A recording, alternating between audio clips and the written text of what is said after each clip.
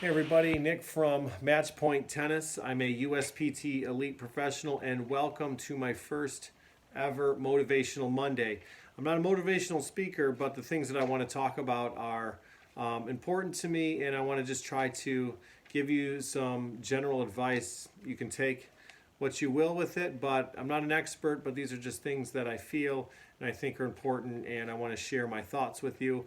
Motivational Monday is inspired by Diamond Dallas Page. He does DDP Yoga, and he does a Motivational Monday every week, and that is my goal, is to make a motivational Monday every week. And I've been reading a lot about trying to become a better leader and really just the best person that I can be. And so the first Motivational Monday quote I want to take is from John Wooden, who I just finished a book on by him, and it was really inspirational. So I'm going to read this because I don't want to screw this quote up. It says, "Never try to be better than someone else, but never cease trying to be the best you can.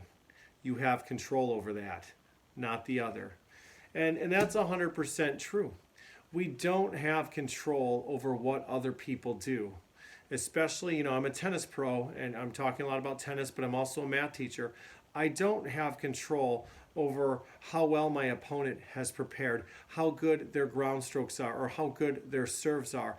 And I can't worry about that. You can't focus on that. You can only focus on what you can control. And that's what John's saying here. He's saying you can't control that. You can't worry about that. But what you can do is control how you perform, how you prepare. And the idea is never stop trying to be the best that you can be.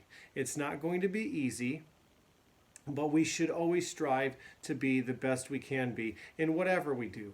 And in those times where we strive to be our best, there are times that we're going to fail. There are times that you're going to prepare as hard as you can for a math test and you're going to fail, or a history test, or a state championship. You're going to prepare, and you're going to lose. And it's going to happen, and it happens to everybody. Last year I ended up losing my job over at a local high school. It was the first time I had been let go. It was a mutual decision, but I thought that I had done the best that I could. And, maybe I could have done things differently in hindsight. I could have done this. My dad always used to tell me coulda, woulda, shoulda. But at the end of the day, when I left, I realized I had tried the best that I could. And sometimes it's not good enough. I wasn't angry. I wasn't mad at the school. I just moved on. There's no time to hold a bitter grudge. But I think the best part of that is never cease trying to be the best that you can. We get one life, and we really need to strive to do the absolute best we can for not only ourselves, but for our spouse, for our kids, the players that we coach, because they look up to us. They see and they model what we do. And so when they see you putting in that effort, when they see you putting in that care, they're going to respond to that. And the idea is just every day doing the best that you can be, putting your best effort forward, and just being the absolute best you can. We get into society where we're so worried about grades and or GPAs, and we're only defining success on how many A's we have and what my SAT score was, and we forget to stop and think about did our kid actually try their best? And if they did, that's not successful, because it is. I think we need to remember to reward our kids when they do try their best and fail. Most kids on the tennis court are not going to go out there and just perform horribly for you and be like, yes, I did really bad. They're going to try as hard as they can in practice in the match. They're going to give you their best skills. And we have to recognize that in their best effort.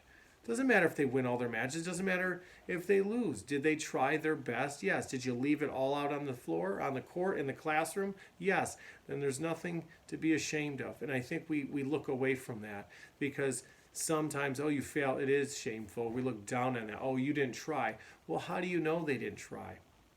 And he talks about, you have control over that. You have control over how much you prepare for a tennis match, how much you move on the court, how much you try to focus in a match, or how much you study on an exam or for an exam, okay, or how well you're prepared. You have control over that. And if you don't perform your best for that, well, then you can look at yourself and say, man, maybe I didn't really do the best I could there. But then that's a learning experience. I need to do better. So then how do you do better? Right? How do you study more? Do you practice this shot more? Do you have to study this topic more on an exam? Okay, so just being the best you can, that's what you control. And don't worry about the other people. One of the things my mom always told me is that if you worry about what everybody else has, you're going to be miserable the rest of your life. And she's right. She's 100% right. You can't control who the valedictorian is. I couldn't control that. I was top 30 in my class, but I didn't care what they were doing. I just did what I could do. I did my best, and I was top 30 in my class, and I'm proud of that. I'm absolutely proud of that. I did the best I could, and I didn't worry about everybody else.